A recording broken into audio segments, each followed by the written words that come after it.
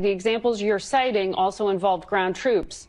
You said time for Maduro to go. Yeah. That sounds a lot like regime change. It is. Are you talking about troops on the ground?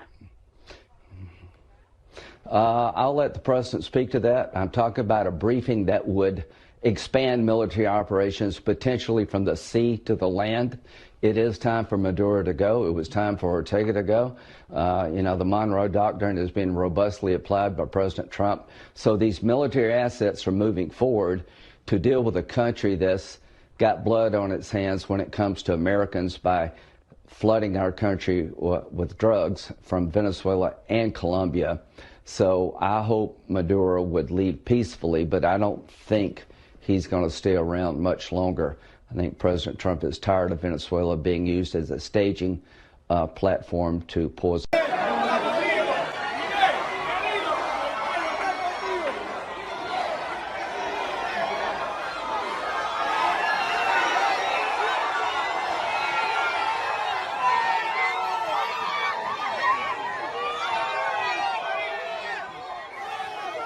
This is my video update on this Monday morning, October the 27th, coming to you from Nicosia, Cyprus.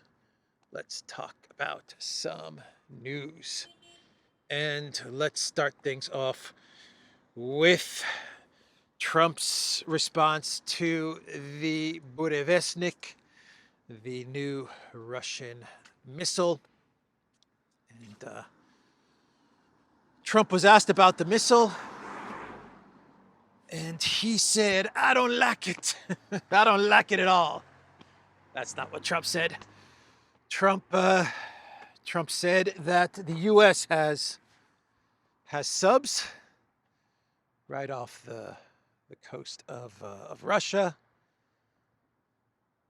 nuclear subs off the coast of Russia, and that Russia doesn't play with us and we don't play with them, he said, and both sides are constantly testing missiles. He also said that the United States does not need to fly 8,000 or 14,000 miles to hit Russia or something like that, is what he said. And then he went on to mock Putin and Russia. He went on to say that instead of playing around with new missiles, coming up with new missiles, Putin should end the conflict. That would have taken a normal military or any other military 1 week to complete. They would have taken Ukraine in 1 week. It has now taken Putin 4 years, he said. So he mocked Putin. Didn't seem too concerned with the Burevestnik, and that was his reply to a question from a reporter about the Burevestnik. Dmitry Medvedev, he posted on X, "Congratulations to all Russia's friends on the successful test of the unlimited range Burevestnik cruise missile with a nuclear engine and warhead." There's a little lightning and smiley face emoji from Medvedev's post on X. Oh, what a world we live in. So yeah, that's Trump's response to the Burevestnik. That's Medvedev's post, congratulating the Russian military on the Burevestnik. And what about the Flamingo? What about Ukraine's answer to long-range missiles? Russia long-range missiles with the development of the Flamingo long-range missile. Well, according to Zelensky, the Flamingo has some problems. We got some problems with the Ukraine Flamingo missile production. Zelensky acknowledged technical and financial problems with the production of the Flamingo. But Zelensky said that money is coming any day now, and that Flamingo production will proceed in 2026. The very big and slow Flamingo missile, which I think was just a way for the collective West and for Ukraine to get the narrative rolling on long-range missiles and tomahawks and stuff like that. That's what I think the Flamingo was all about. But anyway, that's an update on the Flamingo, which is having some money problems and some production problems. So Lavrov talked about diplomacy with the United States during a podcast with a Hungarian channel, a Hungarian YouTube podcast channel, interviewed the Russian foreign minister. And Lavrov, he said that it is the hawks in Europe that are causing a problem between the United States and Russia, blaming it on the hawks in Europe. They're the ones that are poisoning the mind of Donald J. Trump, preventing any type of normalization or rapprochement between the United States and Russia. It's all being put on the hawks in Europe. According to Lavrov, Trump wanted to understand the root causes of the conflict in Ukraine and was open to a negotiation with Russia. Those hawks in Europe, they spoiled it, they ruined it. Lavrov also said that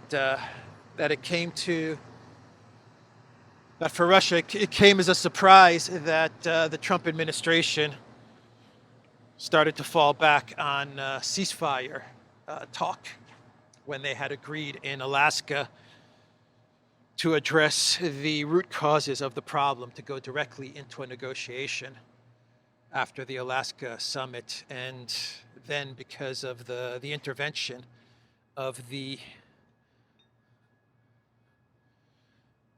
hawks in Europe, they got Trump talking again about a ceasefire, which is something that Russia and the United States agreed they would not pursue. European hawks undermine Russia-U.S. negotiations, according to Lavrov. Without interference, diplomacy would have already yielded results, the Russian foreign minister has said. It was determined by all that the best way to end the horrific war between Russia and Ukraine is to go directly to a peace agreement, which would end the war and not a mere ceasefire agreement. This is the key, he said. The latest shifts in the U.S. rhetoric, when people now say nothing but a ceasefire, immediate ceasefire, and then history will judge. It's a very radical change, Lavrov stated. He's right about that. He is right. After Alaska, even Trump posted on Truth Social that a ceasefire is not the way forward, and we need to enter into direct talks. And then Trump walked everything back. He took everything back, and he is now once again promoting a ceasefire. That's his position now. The position of Rubio and Kellogg. There's some alarm going off over there. Not sure what the alarm is for, but anyway, it's kind of annoying. Anyway, the pocket in Pakarovsk and Mirnograd, the encirclement in this key region, is closed or about to close, and the ultimatum that the Russian military, that Putin gave to the Ukraine military, the Ukraine soldiers, to surrender, is over today. That ultimatum is going to finish today, and the Russian military will then clear out the encirclement in Pakarovsk and Mirnograd. So we'll see today exactly what happens there. Even Zelensky had to post a TikTok video where he admitted that the situation in Pakarovsk is critical. And he even admitted that the Russian military was now operating in Pakarovsk, in the city center of Pakarovsk. So even the Green Goblin had to admit to the catastrophe in Pakarovsk. So yesterday it was announced that the United States and China, they have agreed to, let's move away from the alarm. What am I doing? I'm moving towards the noise. Let's move away from the noise. They admitted to agreeing on a framework for some sort of a trade deal, or a framework to move forward in some sort of a trade negotiation. So that was announced yesterday. And Trump is now heading to Japan, and then he's going to make his way to South Korea. On the 30th, he meets with Xi Jinping. I think that's the schedule. Trump also said that while he's in South Korea, he would like to take up a meeting with Kim Jong-un. He said if he's up for it, the North Korean leader, then Trump is ready to meet with him. So that was also announced by Trump. But the framework agreement between the United States and China, it kind of takes us back to the beginning, right? We've come all this way, 7, 8, 9 months of going back and forth, and 100% tariffs, and 50% tariffs, and 200% tariffs, and all of these things that have been going on over the past 8, 9 months, rare earth export controls. And we're now kind of back to the beginning. That's what the framework pretty much is. It's basically a return to day one of the Trump administration between the United States and China, and some of the information on the tentative agreement, or this framework, is that there's going to be an extension to the rare earth export controls for about a year, and China said they're going to buy a whole bunch of U.S. soybeans and stuff like that. But the U.S. Treasury Secretary, Scott Bessent, he signaled that there is some sort of a framework in place now, and that China has agreed on rare earths and soybeans. That's what Scott Bessent said. And now we're just going to be waiting for the Trump and Xi Jinping meeting to take place. And the trade part is just one aspect of the meeting between Trump and Xi. The other part of the meeting between Trump and Xi is to move China away from Russia. That's going to be a big part of Trump's diplomacy with the leader of China, to convince Xi to ditch Russia, to stop purchasing Russian oil, Russian energy, and to help the United States put the squeeze on Putin, to turn the screws on Putin, as the UK Telegraph posted in an article which made my clown world for today, to put the screws on Putin. That is going to be top of Trump's agenda in his meeting with Xi Jinping. Basically, the United States is going to be asking China to help defeat Russia, so that the United States can then move forward with escalation with China, right? Help us defeat Russia, so that we can then move on to taking you guys on. That's the ask from the United States. You would have to be crazy if you're China to go along with this, but we'll see. We'll see what they discuss. So far, the signals from Beijing is that they're not going to even entertain the thought of ditching Russia or ditching Russian energy or anything like that. The reports coming out of China are that they feel they have a very strong hand against Trump in the United States, and they are going to press for all of their conditions to be met by the Trump administration. So anyway, that's an update there.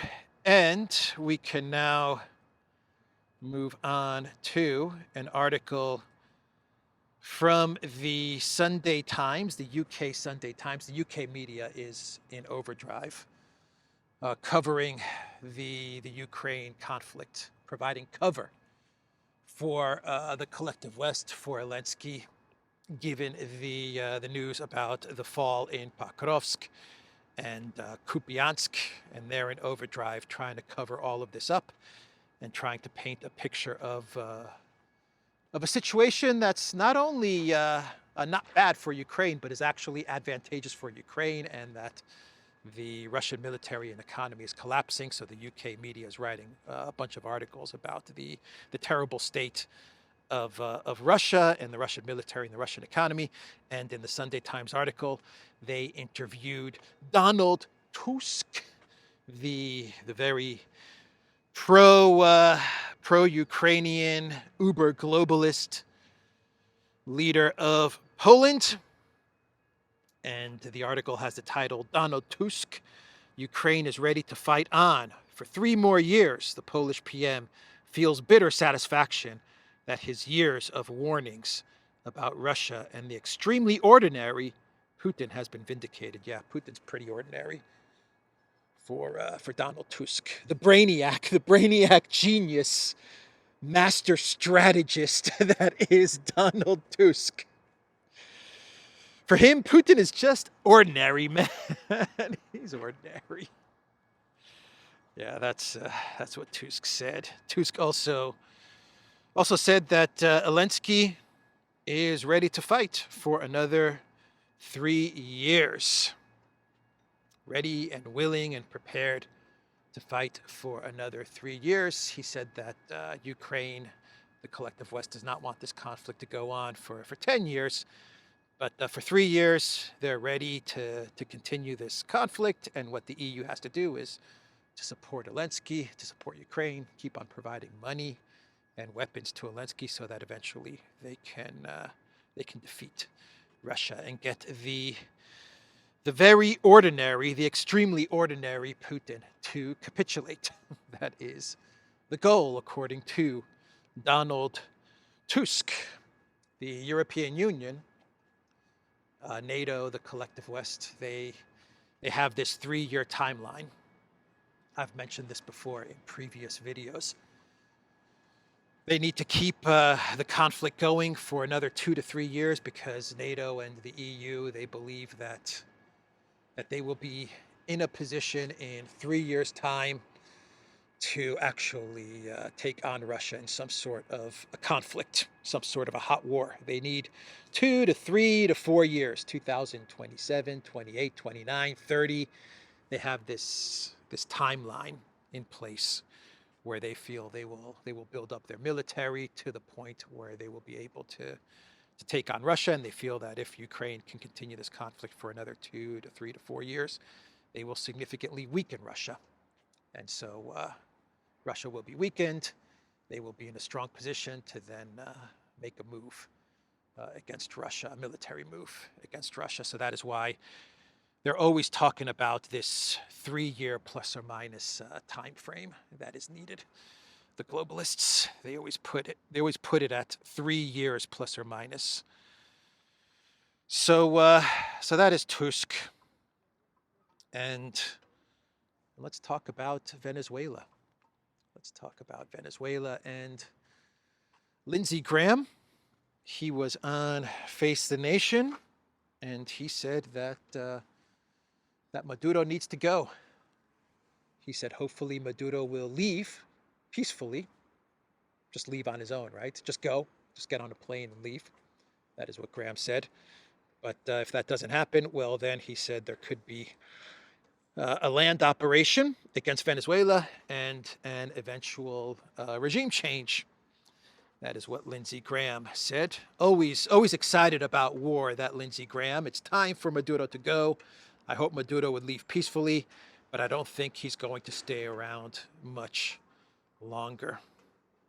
And then we had the Nobel Peace Prize winner, Maria Corina Machado, who said that democracy will soon come to Venezuela. Democracy in the form of regime change.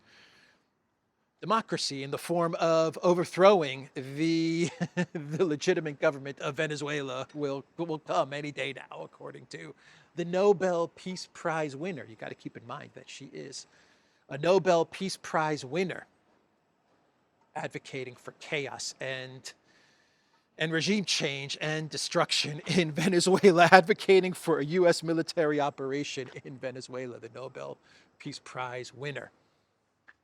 So that is what she said, and that is what Lindsey Graham told Face the Nation. And so we had the big news from Argentina yesterday, the big election news, which saw a big election win for Milei and his party.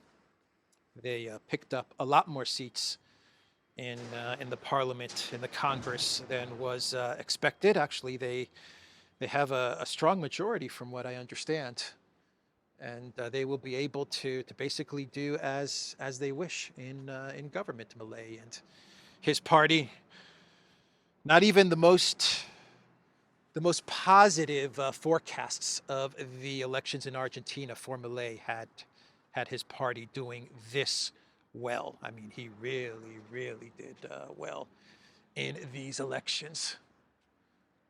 Milei and his party. Trump was happy about the results.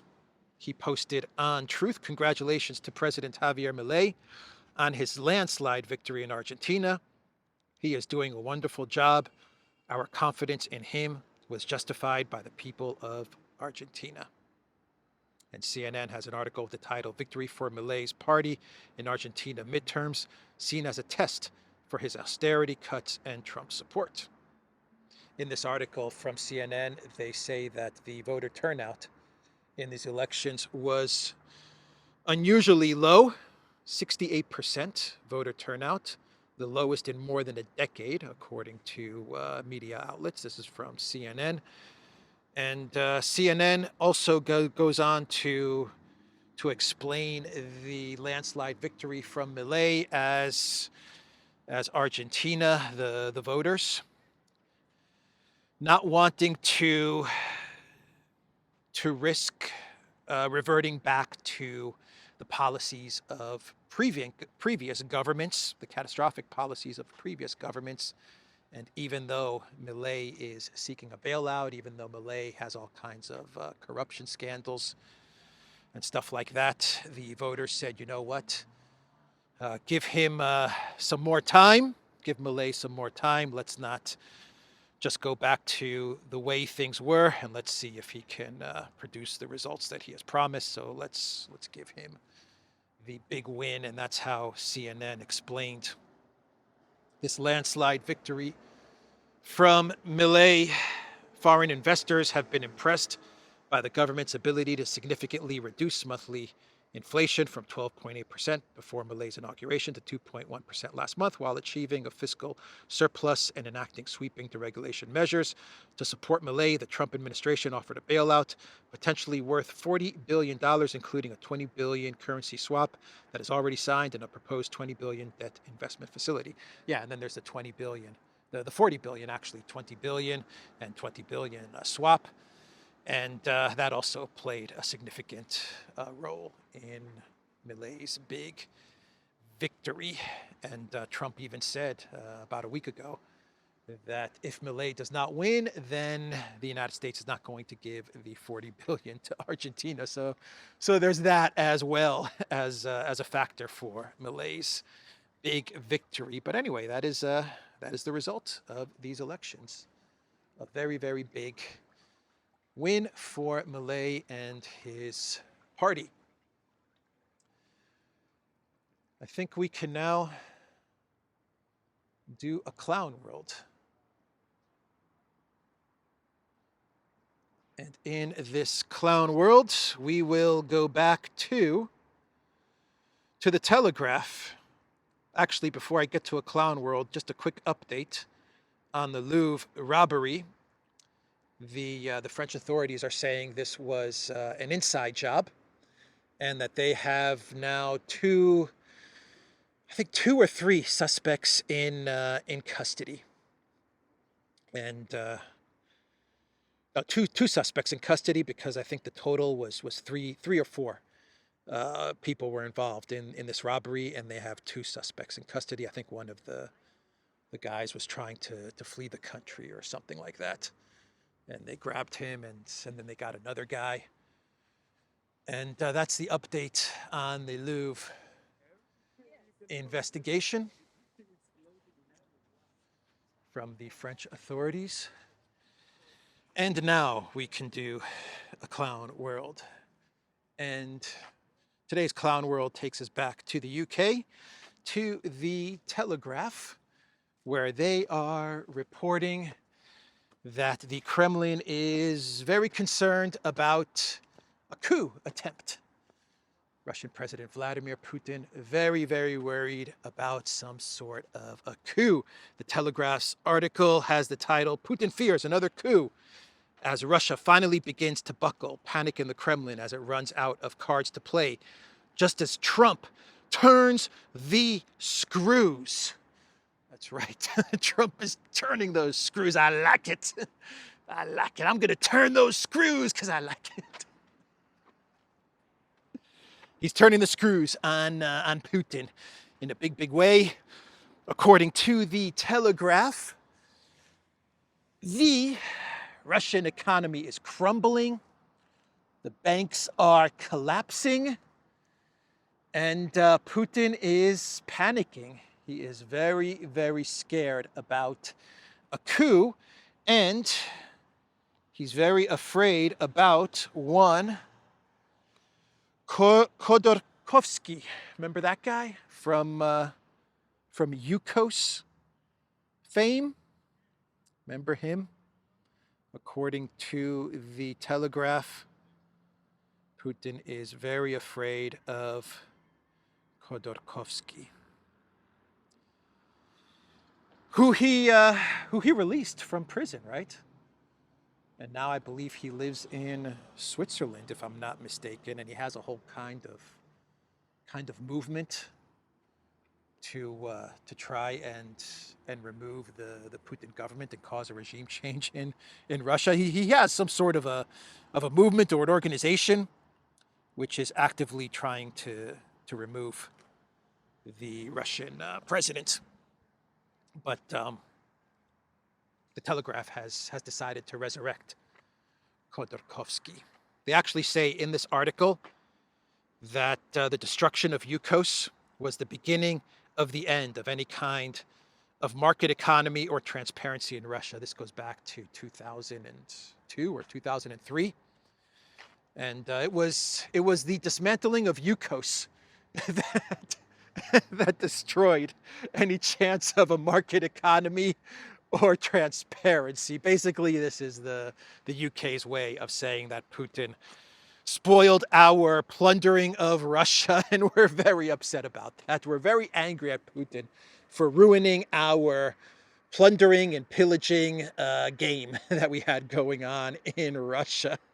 That's what they're upset about when it comes to Putin. That's why they hate Putin so much. That's why the UK and the Europeans and the US, that's why they despise Putin and Russia so much, is because he came into power and he put an end to all of the corruption and the Yukos type of companies pillaging the country and its energy resources. They've never forgiven Putin for that. So yeah, that's what the Telegraph says. And it talks a lot, the article talks a lot about Russia's banking sector. And it talks a lot about inflation and business loans and how businesses are starting to buckle, and how the banking sector is in a big mess. And And I think I know why they talk so much about the banking sector. If I had to take a guess, I would say that the UK, what they're trying to do is they're trying to create some fear and panic in the banking sector, right?